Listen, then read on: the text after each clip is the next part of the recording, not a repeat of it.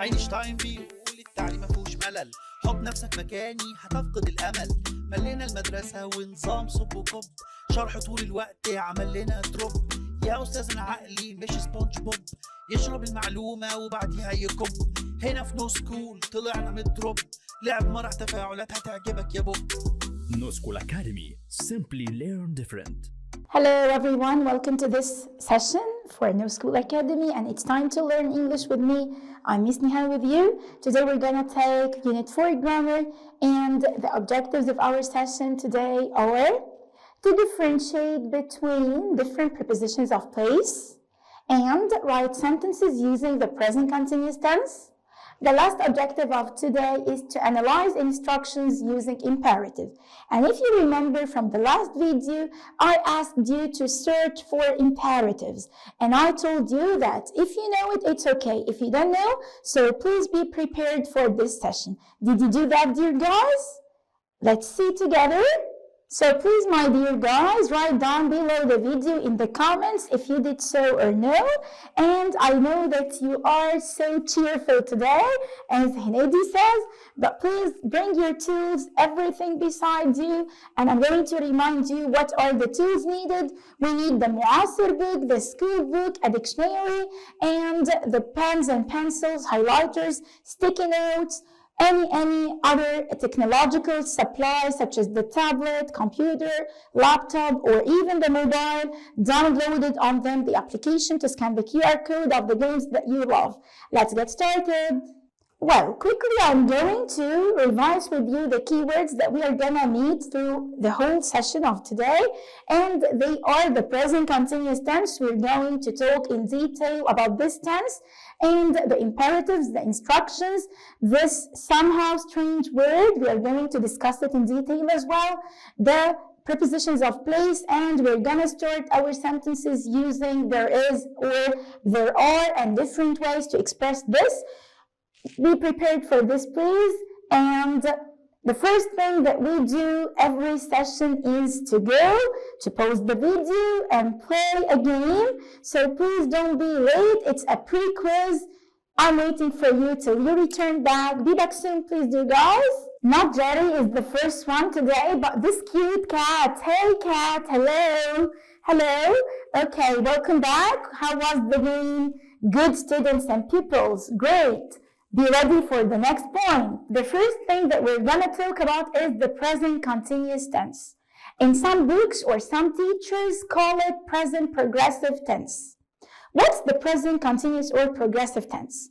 It's expressing an action that happens at the time of speaking or at the present times. So, when a certain action, and I mean by action in the grammar language, we call it verb. When a certain verb takes place at the moment of speaking or around the present time, we express this using the present continuous tense.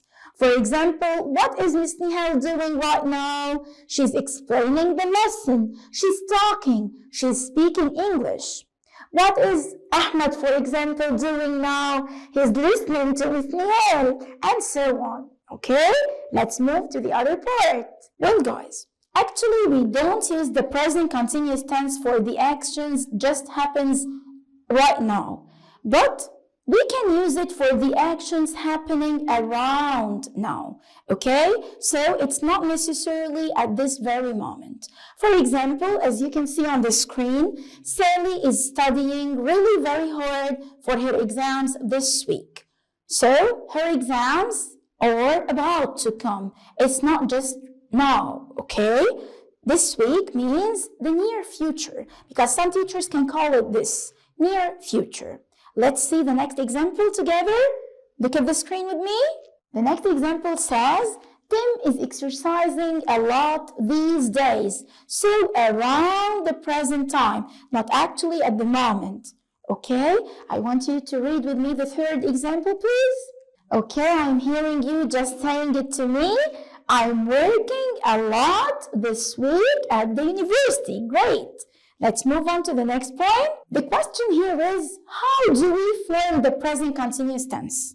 So the form or the structure of this tense is based mainly on having the subject at the very beginning, and I mean by the subject that we have 7 pronouns in English. If you remember them, of course, he, she, I, we, you, and they, and it, of course, I forgot it. After the subject, we put verb to be, which is am or is or are, and the verb here is not on the base form, but actually it takes ing. So simply, the present continuous tense in the affirmative form, formed by having the subject plus verb to be plus ing. Okay? If you look at this picture, there is a question, what are they doing? So, look with me, please. She is dusting. They are cooking. So, in the first example, we have the pronoun she, which is the subject, is, and this is verb to be, dusting. The base form of the verb is dust, and we add what to it? The ing. Great. And the same exactly with the next example. Let's move on to the next part. Okay, guys. For the negative and interrogative form, please pay attention with me. There are some slight changes that we do to the verb, and mainly not the verb that takes the ing, no, but with verb to be. So, in the negative form, we put the subject or the pronoun, and verb to be takes not. So, am is gonna be am not. Is gonna be is not, or the short form of it is isn't. So we can't say amn't. There is nothing called amn't, but there is not or isn't. You have really the freedom to say are not or aren't. And the verb all the time is taking ing. For example, I'm studying English now. In the negative, it's gonna be, I'm not studying English now. So what's the change here? I'm not studying as it is. Nothing changes except putting not after verb to be. You got it? So let's move on to the interrogative form. And the interrogative form means the question form. In the question form, some teachers say that we do something which is called cross, and we put a question mark at the end of the question. Honestly, I don't much like this way because it may differ from one case to the other. So, what do we do forming a question in the present continuous tense? First of all, we start the question with verb to be. This is the correct way to express forming the question. Form the question, use verb to be at the very beginning instead of the subject, then put the subject after verb to be, and then the verb taking ing, and your question with a question mark. Can you repeat this? You can replay the video, of course, as much as you can, till you got the idea to repeat after me, please. Let's see some important spelling rules regarding adding the ing. So please be prepared. Okay, let's discuss together what are the spelling rules, or what do I mean by this. You know that the ing is something added to the verb. So, Miss ing has some conditions. She says, if I'm been added to a certain verb, so don't put me next to E. She hates E a lot. So, if we have a verb ends with E, just omit, cancel, drop, throw away the E, then put the ing or add the ing. For example, the verb drive. What's the last letter in the verb drive? As you can see, of course, we have E. So please drop this E and put ing. For driving, we drop the E. Okay? Dance, live, come, any other verb that ends with E, before adding ing, don't forget to throw away the letter E. The next spelling rule with us is, let's say it together. The next important spelling rule that we have is having IE at the end of the verb. And actually there are few verbs that comes in this way. Lie, die, and tie. What about adding the ing for such verb? Also, drop the IE, forgot about the IE, and put Y here. For example, lie spelled as LIE. with ing. As you can see, it's lying. So where is the ie? Gone, okay? But don't forget important tip here or advice, important note. If we have just y, at the end of the verb, put ing, because there is a common mistake that some of you, when writing studying, for example, they cancel the y. Why? What's wrong with the y? Leave the y and put ing. So the problem here is with e and ie, nothing else, okay? Remember this very well. Let's move on to how to create a sentence using the present continuous tense. So we're going to make such trials. We're doing an activity concerning this part together. Please help me. Prepare your notes to write after me. Let's go. Here we have an exercises that says create a sentence using present continuous tense. And we have some unscrambled words. We're gonna put them in order and conjugate the verb in the present continuous tense. She wear earrings. You know, the earrings that we wear in our ears. So how to form a sentence using the present continuous tense and using these words? Excellent. Write down in your notes, please, or down in the comments. Okay. I know that you worked them out, but the answer here is gonna be what? Of course, it's going to be she is wearing an earring or earrings. You can say it in both ways. Have you done this? Check for yourself. Let's see the next one together. The words of the next sentence, I have good time. How do we form or how can we work this?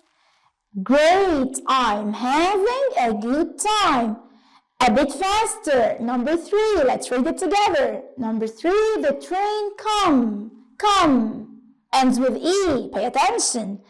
In the present continuous, of course, it's gonna be the train is coming without. Of course, after finishing this, it's time to do something. So my question here is, what are we doing now? What are we going to do now? We are going to pause the video right now, go to do this game and play it, have a break and return back very soon for me because I'm waiting for you. Don't be late. Where are you? No, it's not a strange question. I'm asking, where are you? Okay. Have you finished? Come back to me. The next part of our session now is the imperatives. So let's talk about it in detail. What's the imperative form? Actually, the imperative is a way to say an instruction or an advice expressing commands, orders, or even requests in a certain way. So, what is the imperative again? I want to listen someone saying it or repeating it. Great, super students. Pay attention with me. The form of the imperative is the next part that we are going to discuss. How do we form an imperative sentence? We have 2 ways, whether the affirmative form or the negative form. With the affirmative form, the very, very important thing that I want you to know is you put the base form, the infinitive form of the verb as it is. Start the sentence with it. Never ever use a subject or a pronoun. For example, if I want to say that I do something, for example, I play tennis, okay? This is a simple sentence. It's a regular affirmative sentence. How about transferring or switching it to an imperative form? Play tennis, for example, mommy or the coach or the trainer of you telling you to do so. So he's going to say what? Play tennis. No I, no he, no s, no ing, nothing else except this. Do your homework. More and more examples. Sleep early. What about the negative? We have some more examples, of course, for the negative. Don't eat much sweets. Don't be late. Don't talk in class. And so and so. Okay? You got the general idea of it. And on the screen, as you can see, the detailed explanation, if you want to repeat it so many times as you can. Okay? Here we have a new way or some other way to express imperatives. What is it? Simply, it's adding please. If you want to be more polite, so add please to the imperative. For example, open the door, please. Don't smoke, please, and so on. That's it. Just adding the word please to the imperative form. Okay? Of course, after finishing discussing this certain part, we are going to do what? We are going to pause the video, go and do this game, and return back very soon. Hurry up, guys! Hey, everyone! Excellent job! Excellent job! Why? I don't know why. Why are you asking why? Okay, let's move to the other part, and here we have a listening activity. So please pay attention for this.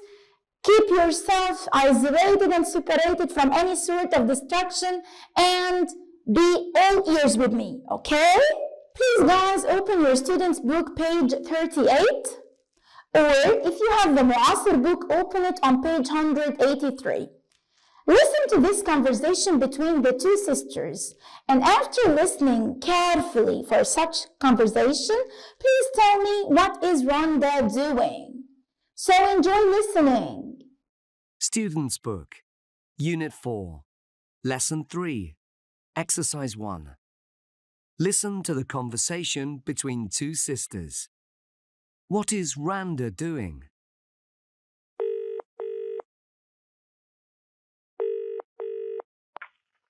Hi, Sarifa. It's Rhonda.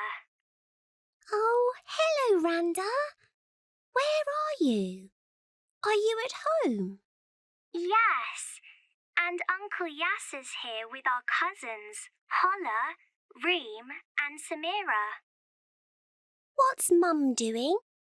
She's looking at a website. She wants to make a cake. Yum! Mum makes the best cakes. Is she using the tablet? No, she isn't. She's using the laptop. Uncle Yasser's using the tablet. He's writing an email. Is Grandmother watching TV? Yes, she is. It's her favourite programme on now. Of course. What are Holla and Samira doing? They're taking selfies in the garden. Again? They're always taking selfies. I know. Reem isn't taking a selfie. She's listening to music on her MP3 player. She's a good dancer. What are you doing, Rhonda? I'm talking to you. Oh, yes! Welcome back. Have you listened carefully? Have you enjoyed this conversation? Okay. Who can answer the question, what is Rhonda doing? Great, I'm hearing some of you answering. Of course, she is talking to her sister Sharifa on the phone. Simply. Excellent, students. Now please follow up with me. Let's move to another part and discuss the difference between there is and there are. I told you from a while that we're gonna discuss the prepositions of place starting sentences with there is or there are. So, when do we use this and when do we use this? We use there is with singular nouns. For example, there is a book, there is a girl, there is a boy, and so on.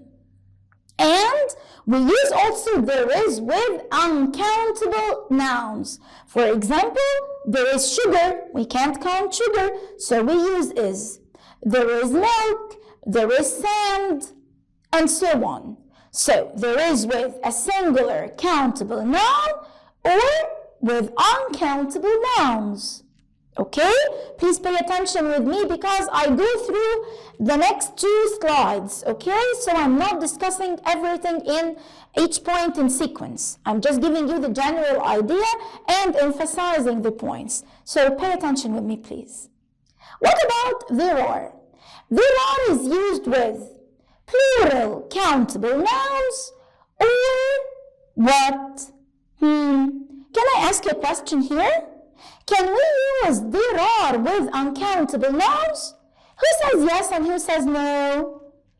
Okay, just write down the video in the comments. Excellent. The winners are those who said no, of course. Uncountable nouns are always singular. There's no plural for uncountable nouns. Let's see this in an example to make it easier and clearer. There is sugar. Can we say there are sugars? Of course no. Have you got now the idea or what I mean? Okay, let's see this written in a slide. Pay attention with me. It's written here in front of you what I said, but I'm going to add some points. For the uncountable nouns, it's better to say some. For example, instead of saying there is sugar, you can say there is some sugar. It's much better. Here we have the negative form. Of course, there is gonna be there is not or there isn't, the short form of it, and there are is gonna be there are not or there aren't. One important tip here is what? Guess what? Some is going to be changed into any. Remember this. If I say there is some sugar and I want to make the negative of this sentence, I say what? There isn't any sugar. So some is changed into any in both negative and questions. Okay?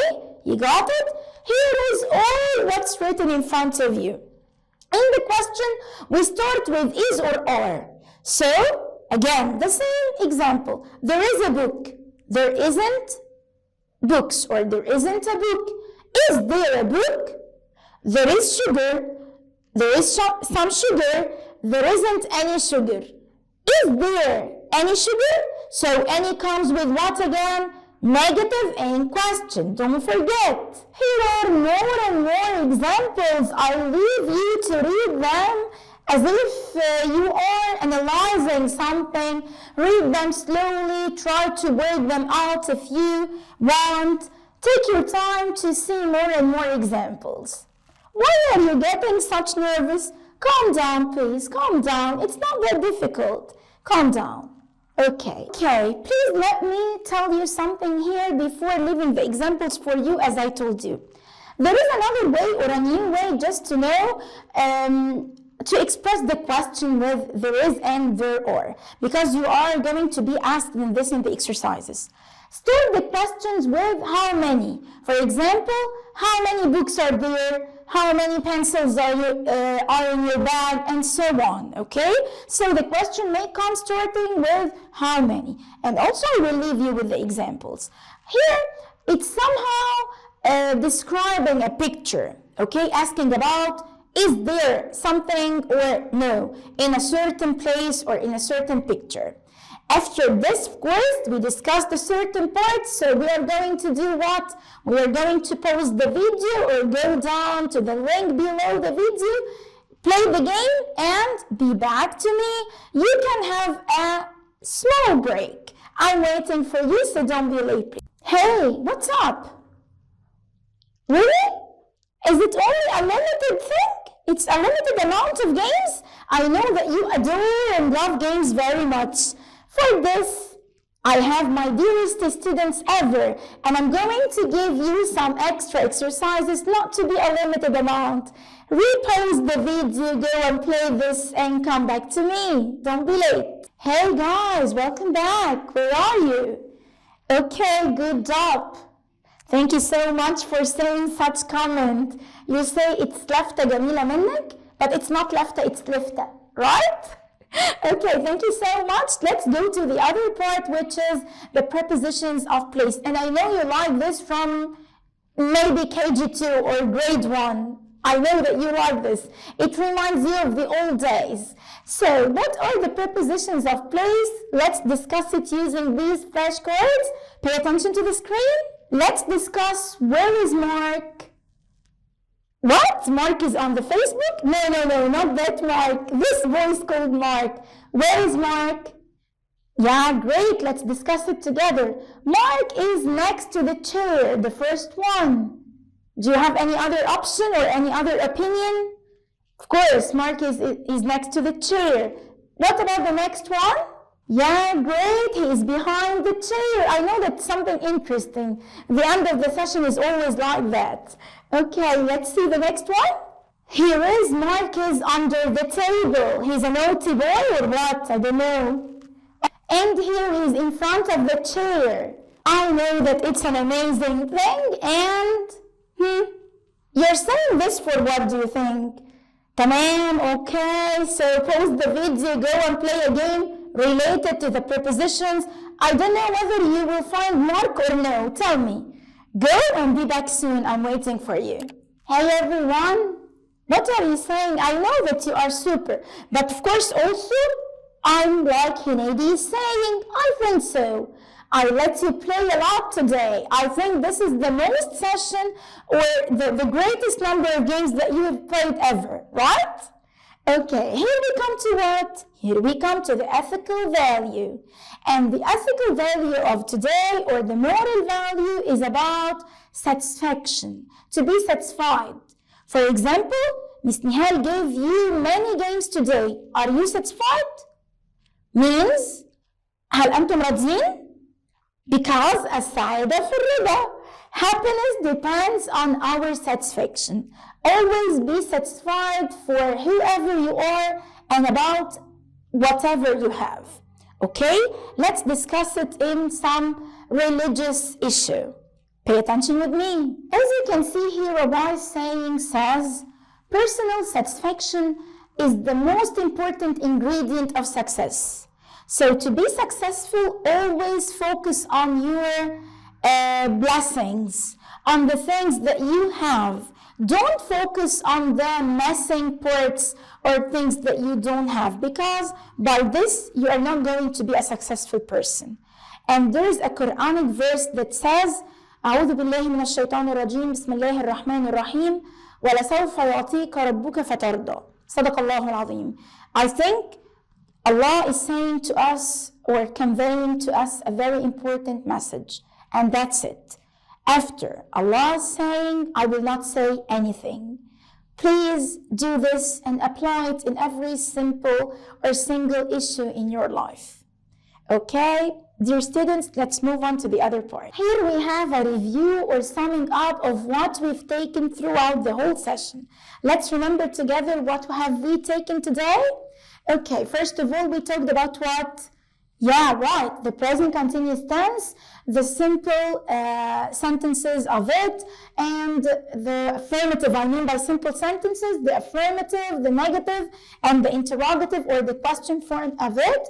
And then we moved talking about the imperatives, and we know exactly how do we form the imperative, whether using do something or don't do something. And remember very well again, don't use on any subject. So don't say do your homework. No, do your homework. You got it? And the last thing that we talked about, there is and there isn't, the negative and the question is there, are there is and there are, something related to the countable nouns and the uncountable nouns. We discussed together the prepositions of place, which was very easy, and you enjoyed it, I know. Let's move on to the homework of today by the end of the session, and I'm asking you about something. Okay, guys, so the homework of today is the workbook, page 95, exercise 2 and 3, and page 97, exercises 2, 3, and 4. And that's it. I know and I'm sure that they are very simple exercises. If you want to add extra sheets and worksheets and exercises, so please ask me. And of course, you have the Mu'asir book. We will follow this in the Zoom sessions, okay? I told you that I'm going to ask you about something, so please be prepared for the next session because it's going to be a vocabulary session. Look for these words, please, and be ready. If you love Miss Nihal, what are these words? Let's see them together. The words are classmate, plastic model, chess, put up, design, icon, font, subheading. That's it. I'm going to tell you everything the next time, not today, of course. Okay? So please be prepared. And finally, done. Thanks for watching this video. I really enjoyed my time with you. Hope you too enjoyed your time with me. Goodbye. See you next video. نتمنى من كل قلبنا الحصة تكون عجبتك، وبنقول لك ما تنساش تحل الكويز اللي في المصادر، وكمان تقيم الحصة تحت في التعليقات. منتظرينك في اللايف في حفظ الله.